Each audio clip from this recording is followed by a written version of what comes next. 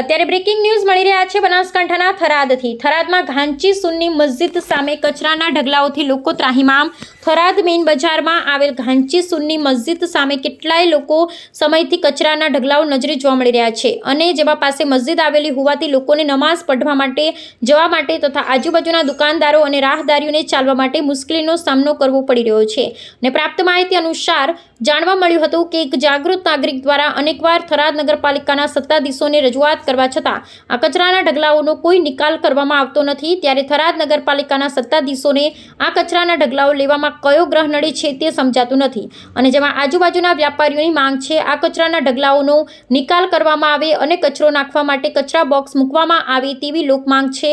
અને હવે તો આવનારો સમય જ બતાવશે કે નગરપાલિકાના સત્તાધીશો દ્વારા આ કચરાના ઢગલાઓ લેવામાં આવશે કે આમ જ લોકો ત્રાહિમામ પુકારતા રહેશે, એ હવે જોવાનું રહ્યું। Bureau report કયુમભાઈ Chauhan, Tharad Lakhani bureau chief.